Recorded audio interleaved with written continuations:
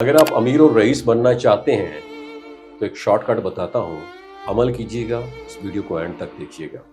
ناظرین، ہماری روزمرہ زندگی میں اکثر مشکلات آتی ہیں جو بظاہر ناقابل حل لگتی ہیں۔ ایسے میں اگر اکثر غیر متوقع جگہوں سے ہمیں ملتا ہے اس کا سلوشن، اور خلوص دل کے ساتھ جو دعائیں ہیں نا، یہ ہمارے لیے دروازے کھول دیتی ہیں۔ ناظرین، قرآن مجید صرف ہدایت کی کتاب نہیں، بلکہ اس میں ایسی دعائیں اور مثالیں موجود ہیں جو سچے دل سے اگر پڑھی جائیں تو زندگی میں برکت، آسانی اور مشکلات کے حل کا سبب بھی بن سکتی ہے۔ ایسے میں ایک لمحے کی ہدایت ہمیں حضرت موسیٰ علیہ السلام کی زندگی کے واقعے میں سورۃ القصص میں ملتی ہے۔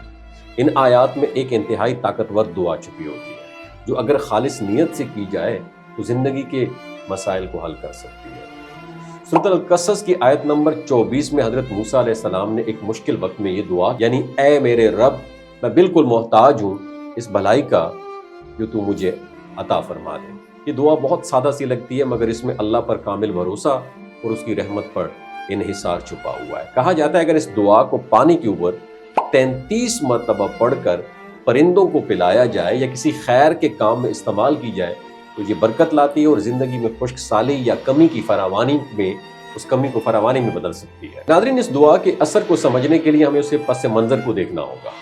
اس سورہ کی آیات نمبر 22 سے 28 تک حضرت موسیٰ علیہ السلام کی ایک مثال بیان کی گئی ہے۔ جب انہوں نے کچھ خواتین کی مدد کی تو یہ جو دعا ہے یہ ہمیں سکھاتی ہے کہ دوسروں کو ہیلپ آؤٹ کرنا اور نیکی کے کام کرنا اللہ کی مدد حاصل کرنے کے راستے میں اہم کردار ادا کرتا ہے۔ اس لیے مشورہ یہ ہے، دعا پڑھنے کے بعد اپنی استطاعت کے مطابق لوگوں کی مدد کریں، ضرورت مندوں کے لیے کوئی آسانیاں پیدا کریں، اور اپنے دل میں یہی نیت رکھیں کہ حضرت موسیٰ علیہ السلام کی سنت پر عمل کر رہے ہیں۔ مزید یہ کہ قرآن مجید میں یہی دعائیں اور واقعات ہمیں یہ بھی بتاتے ہیں کہ دعا صرف الفاظ کا کھیل نہیں ہے، بلکہ نیت، عمل اور ایمان کا مجموعہ ہے۔